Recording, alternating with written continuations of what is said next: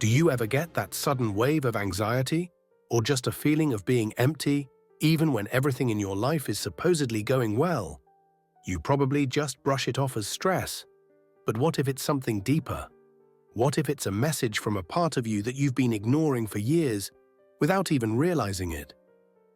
So many of us walk around with this feeling, not knowing it's a distress signal from our inner child, a part of us that was taught it's better to be quiet. When we ignore this core part of who we are, we can end up feeling disconnected, exhausted, and just plain unhappy. So today we're going to talk about why you learn to ignore these signals, and how finally tuning in can completely transform your adult life. First, what even is an inner child? It's not about acting childish. The idea has roots in the work of psychologist Carl Jung and his child archetype. But it was really brought into the mainstream by authors and therapists like John Bradshaw. Think of it as the part of your subconscious mind that holds all of your childhood experiences, feelings, and memories. It's the original, unfiltered you that still lives inside. This part holds your capacity for joy and wonder, but it also holds your wounds. And when painful childhood things, like trauma or neglect, aren't dealt with, they don't just go away. They stick with that inner child, and they quietly influence your adult life in ways you might not even see. So how do you know if your inner child is trying to get your attention? The messages aren't exactly obvious. They don't pop up like a notification on your phone. Instead, they show up as patterns, these emotional habits that can make adult life feel so much harder than it needs to be. Let's get into 5 of the most common signals your inner child might be sending you. Section 1. 5 messages you're taught to ignore. Message #1. A persistent, vague feeling of emptiness.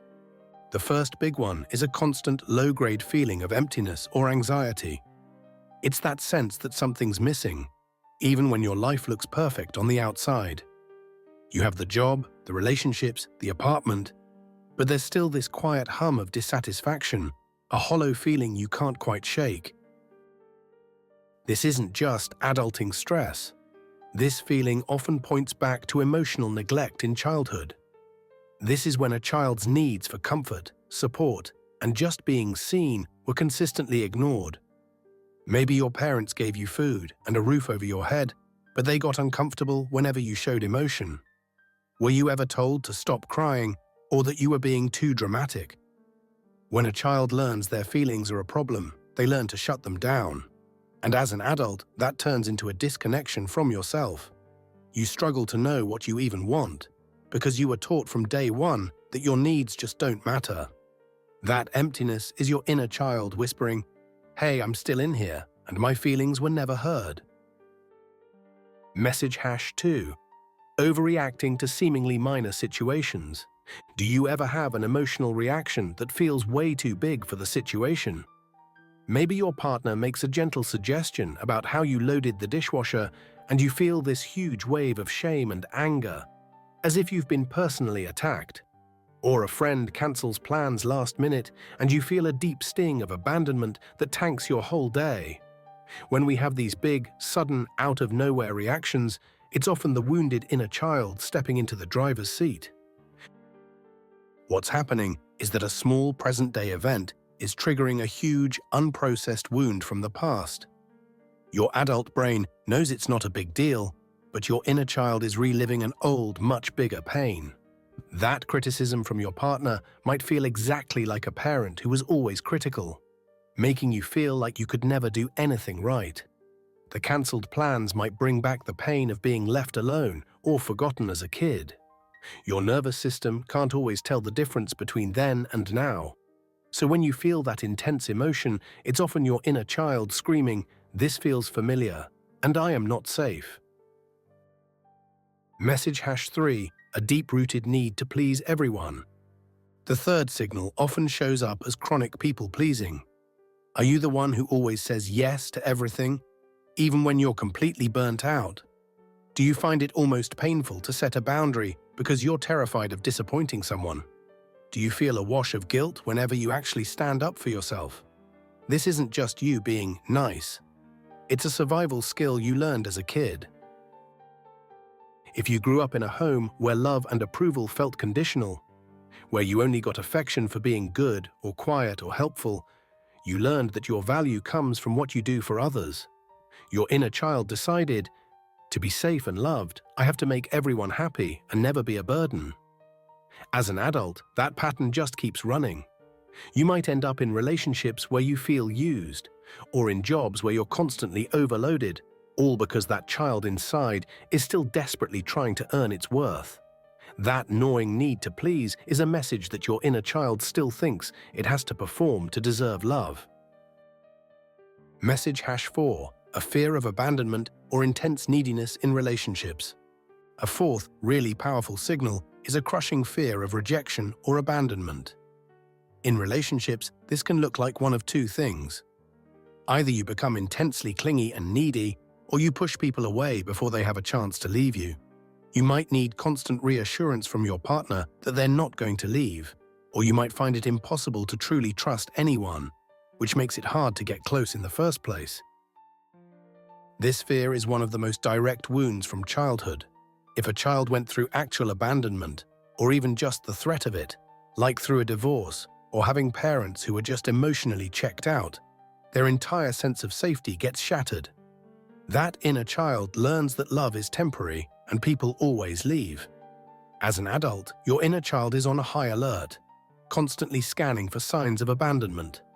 A text message left unread or a slight shift in your partner's tone can feel like the end of the world. This isn't a flaw in your personality. It's a message from a terrified kid inside you who is desperate to not feel that pain of being left behind ever again.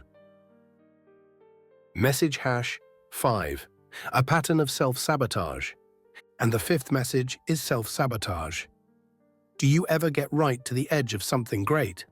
A promotion, a healthy relationship, a personal goal, and then you do something to mess it all up.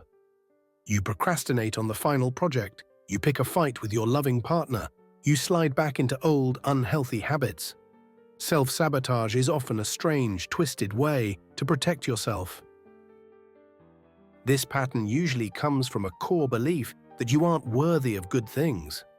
A child who is constantly criticized or made to feel less than swallows that message whole.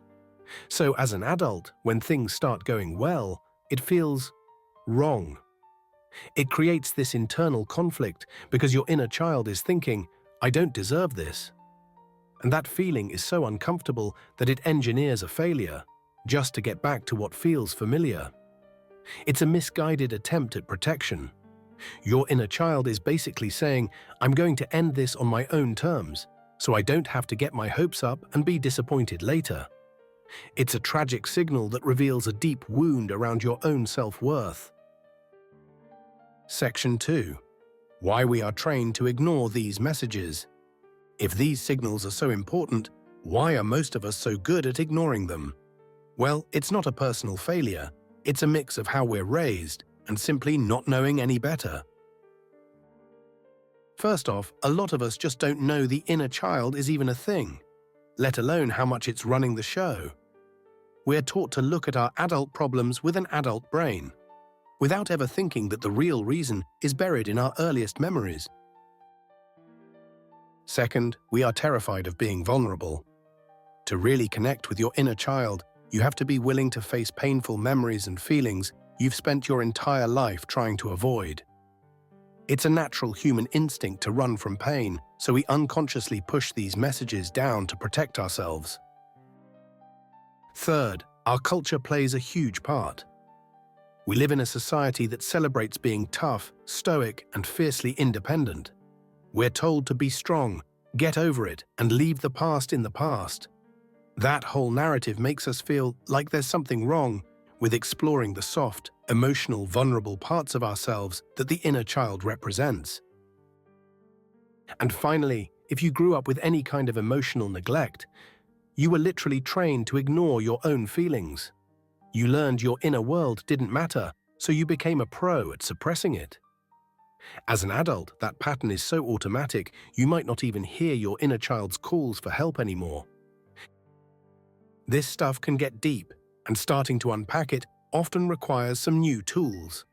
If any of this is hitting home and you want to explore it more, things like guided journaling or workbooks on inner child healing can be incredibly helpful. They can give you a safe, structured way to start having this conversation with yourself. Section 3. How to start listening and healing. Just acknowledging these messages is the first huge step. The next is to learn how to respond with kindness. This process is often called reparenting, where you finally give your inner child the compassion, support, and validation you might not have gotten back then. Healing is a journey, not a destination, but here are 4 real things you can do to begin. 1. Acknowledge and validate.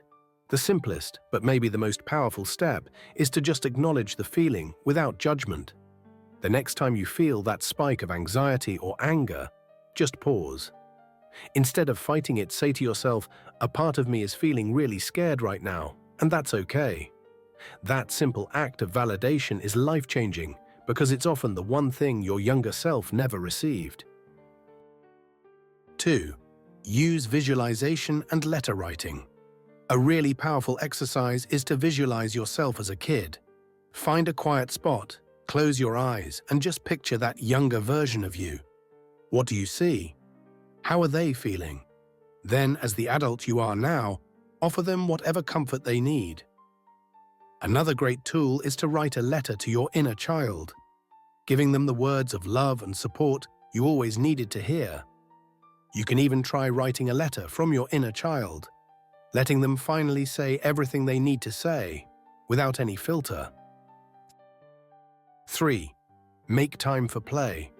So many of us had to grow up way too fast, and we lost the chance to just be playful and curious. Healing means bringing that joy back. What did you love to do as a kid? Drawing, building things, dancing in the living room, climbing trees? Actually schedule time for playful, pointless fun activities. This helps connect your serious adult self with your joyful inner child, reminding you that life isn't all about being productive. 4. Practice self-compassion and set boundaries. Reparenting is all about treating yourself with the same kindness you'd give to a scared child. This means using compassionate self-talk, especially when you mess up. Instead of beating yourself up, try saying, "It's okay, you're still learning."